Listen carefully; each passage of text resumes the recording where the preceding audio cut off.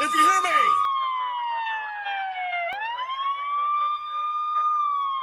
What's good, people, and welcome back to another episode of Holla If You Hear Me's Roundtable, where myself, Andy Nero, and Dirty Dave delve deep into a question brought to the table by one of the Holla If You Hear Me bloodline. This week, we're going to be discussing Cena's heel run. Yes, shocked the world at Elimination Chamber about 6 months ago, finally turning heel after 20 years of hustle, loyalty and respect. But last Friday, in a whimper, decided to turn face again. I want to pose the question to you guys.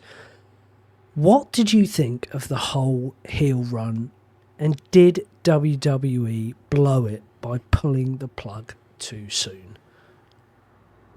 I don't mind who goes first. I will say that I was pleasantly surprised when John Cena turned heel. When we had that kick to the bollocks, it was incredible. However, there was no change in ring entrance. There was no change in look or appearance. And I know it was all part of the whole ruining wrestling shtick that he did.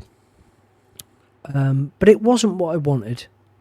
Now, as the heel run sort of got deeper, and specifically the last month, 6 weeks, it's been a lot better. And I have enjoyed him more in the last 6 months than I have the last 20 years. I did feel that there's no payoff from the reason why he turned heel, which was essentially selling his soul to The Rock at WrestleMania. Yeah, I would be inclined to agree with the last statement very much so. I think, for me, the Cena heel run started excellently. It started exquisitely with the kick in the balls. Perfect, excellent. Couldn't have booked it better myself. For me, the wheels started to come off when he came out the next night and was really whingy, whiny. I didn't like that whole I've been in an abusive relationship and where cry me. I didn't rate that. I didn't love it. Leading up to Mania was a bit better. The Mania match itself was turd, but again, in keeping with the idea of ruining wrestling. And then after that, what did he actually do? He fought Cena. He fought Cena. He fought himself. Oh, he fought CM Punk. He fought. No one can see that. So No, yeah, absolutely not. He fought Punk. He fought. Who else did he fight? Alongside. He fought Jay. not AJ. Sorry, yeah. Randy. Yeah, he fought Randy. That was a weird feud because obviously they were talking about family and shit. And then, yeah, the Logan Paul experiment was a bit odd because they kept on falling out. And yeah, it's just very weird. It was reticent, actually, in its weirdness of the invasion angle. That's the one thing I would liken it to. It was just weird. It didn't feel right throughout the entirety of it. It was just lacking something extra. And I didn't hate his change back to a face. I quite enjoyed that promo because it sort of rounded everything off a little bit sort of haphazardly but nicely. You know, he said quite straightly, you can talk about his return to a face later on in the video, but I'm specifically wanting to know your thoughts on the heel run. Okay. And you have alluded to the fact you didn't enjoy the whining and the bitching. Yeah. David? Oh, I mean, I loved it. On a whole, did it pay off to the level that we probably expected? No. Does that happen much these days in wrestling? Probably not. No. Expectation goes wild, doesn't it? I think when you compare the kick to the balls an Elimination Chamber. So how we turn, I just don't think that promo on SmackDown to turn back makes him being a heel worth it. I think that's it sort of ruined it, put a sour taste for me. But that's just me. That's just my take. I'm also not the biggest face fan of John Cena because I generally don't think he's actually a very nice bloke, and he's just not really my cup of tea. But I don't mind. I knew he needed to be face at the end of his run, and I was looking forward to that, and I really generally was. I thought there'd be an opportunity for redemption. I think where he would have proved himself back to the fans, and I was actually all up for being all in on that. I was all up for him pulling me in and making me like him at the end. So no, overall, the payoff has done a lot of damage, or the lack thereof. But I enjoyed it at the time because it was new, it was fresh, it was different. Wearing the belt backwards, just little disrespectful things to the crowd, because it was all about him sticking it back to the crowd, which is completely believable because he's had mixed crowd reactions his entire career. So, yeah, I thought it worked, but the payoff clearly didn't. I did. Yeah. Sorry, I did quite like the right. way he would bully the announcers, like into making sure they said his name and all of his introduction the right way. That was quite cool. But yeah, I think there was some cool bits, but like everything, there were some bits that weren't great. But yeah, I'm just not convinced on the. We'll see where we go. But, I feel the heel run, or the heel turn, more specifically, was great.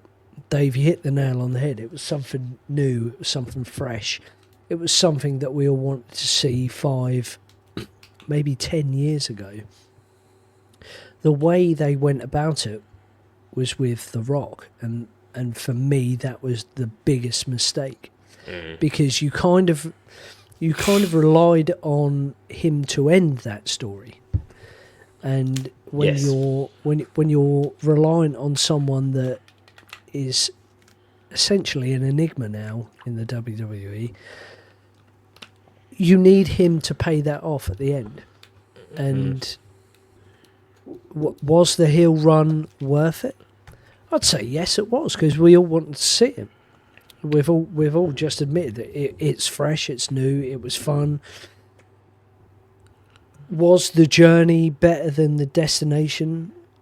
I would say in this occasion, no, it really wasn't, because the initial few weeks, the appearances that he made were whiny, were bitchy. The intricacies there with the Titantron being all black and just having his name written in white there was cool. Wearing the belt backwards was cool. Having the towel with "the last time is now" behind his neck was cool. As we slowly progressed through the run, it got better, because he started to get a bit more obnoxious, and he played off the crowd, and it's like the crowd wanted him to turn heel for years. They got it, and then they cheered him, and it didn't work. Yeah, that's it, and that's where my redemption thing comes in. So the way the fans could have played that match at SummerSlam was really good, right? If I take away the fact that I don't like lots of different finishes, for me, he still should have been a heel going into that match, right? Absolutely. And during that match, he should have put that level of performance in, right? Mm-hmm. Where the crowd are getting on his side, because he just can't beat Cody, but he's doing really, really well. I know I talk about old stuff all the time, but it's almost like the Randy Savage Ultimate Warrior match, where Randy was a baddie, but he walks out a goodie, because by the end of it, win, lose or draw, everybody's got respect for Cena, and everybody's standing up and clapping, like the Kurt Angle Chris Benoit match, where people stand up and clap the loser. And that's the redemption, and then Cena can go on this fantastic crusade, and then Brock Lesnar could come out and kill him, and then that really does solidify that he's a goodie. And actually, And I'd have been really happy with that. I'd have been over the moon with that. And it, the icing on the cake in Fantasyland would have been that Cody turned heel as well, and we did a double turn. But okay, we can't do too much at once. I accept that. I just would have been so much more invested, and I would have been so much more behind the next 4 months of him being a face. Yeah. Had he really made me, turn to him instead of away from it. Yeah, do you know what I mean? Because for me, I was there. From someone who does not like him as a wrestler and does not like how he wrestles and does not like what he does, he had me. Yeah. Like 100%. I was ready to watch that SummerSlam match, and like I say, you wouldn't have had to change anything about that match to get that. So maybe I'm just too personally disappointed in it. But no, I think you're right, Dave. I totally agree that the timing of him going back to being a babyface, it's coined a phrase from Andi, white meat. Yeah, yeah. It should have been done at SummerSlam or the night after, But it's perfect timing. If Brock comes out, well, like you say, even during the match, his perseverance, the whole thing about Cena is loyalty, hustle and respect. Like, you're trying everything you can to beat Cody. You can't do it.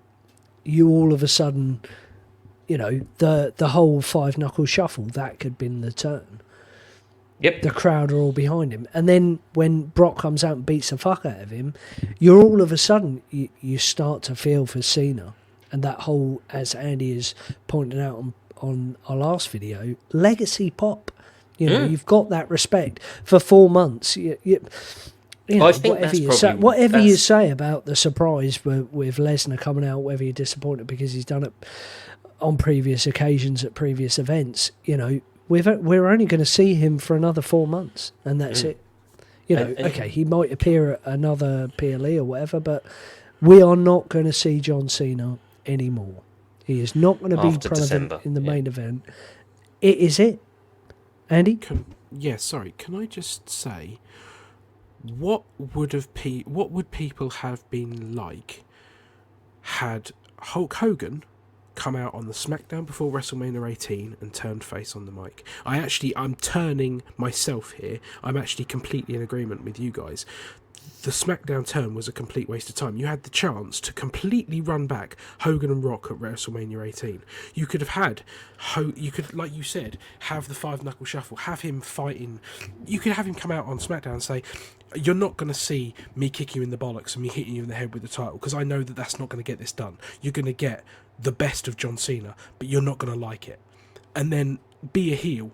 That's really good. Go into that match being a heel with the black screen, with the thing behind his back and everything. And throughout the match, he just becomes John Cena, and he hits the 5-knuckle shuffle, and he hits the 5 News of Doom, and the whole fucking crowd goes crazy. And you've got the snaps and the pictures, and then you've got Hogan 2.0 turning and looking and being like, "Fuck, people love me again."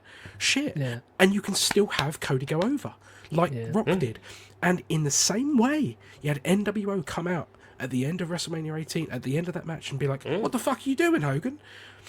And they tried to beat him up. That's exactly what they could have done with Brock. Have him come out, beat the shit out of Cena, and Cody turn around and be like, "What the fuck?" And then come down and chase Brock off. Because they've got history. Cody and Brock have got history too. Yeah. That's total missed opportunity. That is an absolutely fantastic analogy, and take the WrestleMania 18 one. I completely 100% agree. And that's totally kind of what I was trying to say. But yeah, I wasn't anywhere near as articulate, and I didn't use the right match to analyse it. So well done, mate. Yeah, I completely agree. I'd have marked out big time if that had been a WrestleMania 18 type affair, for sure. I mean, I can't speak for you here, Dave, but maybe you, Andi. I did mark out, though, when Cena music hit. Yeah. And it was Titantron, and he ran down the ring. It was quality. I did love it, because I was like, oh, fuck, he is now face again. And I'm now in that position where, obviously, I've not been his biggest fan, but I know I've only got 4 months left of him. So it's kind of like, well, I'm just going to enjoy it, because John Cena's John Cena, and he's a face. the timing of the face turn, piss poor. Yeah. The heel run itself, in my opinion, gets a 6 out of 10. There were some high points and there were some funny bits. The pipe bomb, I think we've discussed it on a previous show that he did on CM Punk. I thoroughly enjoyed that. I thought it was great. And that's more what he should have been like from the get-go. Yeah. But Andy, I'll bring it to you. Ratings out of 10. Any highlights throughout the last 6 months? I will say, the CM Punk pipe bomb that he dropped. Not necessarily a Cena highlight, but CM Punk's rap back at Cena was excellent too. I loved that. Yeah. Cena's little interactions with Logan Paul were quite cool. Ron Killings. Ron Killings as well. That whole shtick. Yeah. It was brilliant. God, there's a missed opportunity. Well, not a missed opportunity, but what the fuck have they done with Ron Killings since? Yeah. A different subject on a different video. I think the actual heel turn, 10 out of 10, no notes. The heel run, probably about a medium 5. The face turn, I have completely turned on, and I think total waste of time. Should not have done it on SmackDown. Should have done it. I mean, it's not my idea, obviously. It's a shared, combined idea from all of us. But to do the Hogan turn at WrestleMania X8 would have been perfectly fine. And not only that, but like you said, we've got 4 months left of him. You think of those few months after WrestleMania X8, Hogan was old man Hogan, winning titles, having crap matches, but being entertaining as fuck. Coming out to Voodoo Child and in the red and yellow, it gave all that nostalgia kick. So, heel turn 10 out of 10, heel run medium 5, face turn like 3, and I'm hoping that this face run now kicks on and is a 10 out of 10 face run because he deserves it. Yeah. Dave?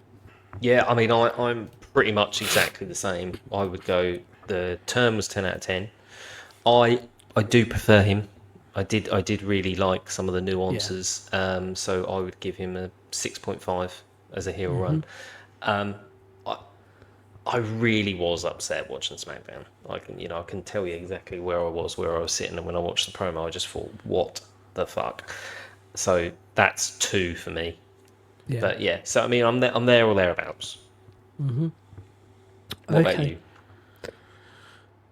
Yeah, I mean, you said overall 6.5, but if you broke it down, if I broke it down, I mean, it's 11 out of 10 for me for the heel turn. I thought it was fantastic, and I'm pretty sure we all watched it together.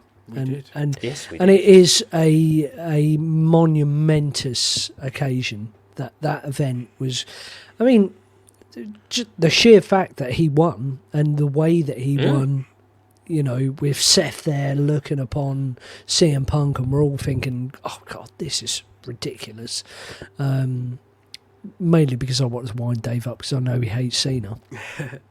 But just to see him in the main event with Cody was gold. And then what happened afterwards with Rock and Travis Scott, I mean, we're all wondering what this whole selling your soul Cody, Cody's part that he played in that, go fuck yourself Rock, was unreal in itself.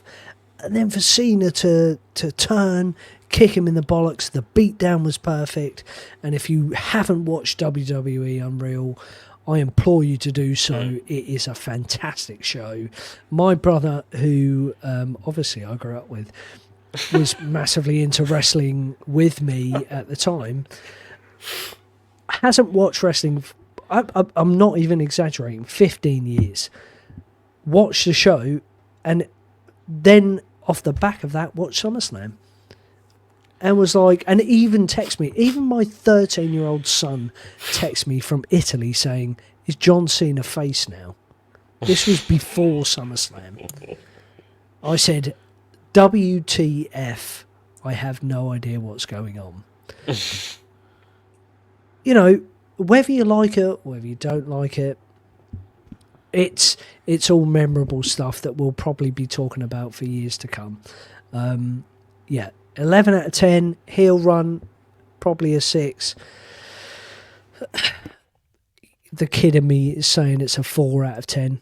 for the face turn on SmackDown. It could have been done a lot better, but nostalgia kicks in, and seeing him come down on Sunday night, as a face was cool. They could have done it much better. But we will all have our memories of Mr. Cena. I'm talking like he's dead, but in Let it your breathe. dreams, Dave. Yeah, Let it breathe. in your dreams, mate. I'm gonna enjoy Cena for what he is. Life is too short, and we'll see what happens with him and Brock. Hopefully, we'll get that AJ match, and I am hoping, hot take here, Edge comes back and it's his last match in December. I think it'll be Gunter. Yeah, possibly, but I'm hoping it's Edge. Ladies and gentlemen, thank you once again for joining us for another episode of the Roundtable, where we have discussed John Cena's heel run. We'd love to hear your thoughts. Please like, share, subscribe, and leave your comments on what you thought, your ratings per se, and we'll join you next week for another episode of the Roundtable. Adios, amigos. Du-du-du-du. Du-du-du-du.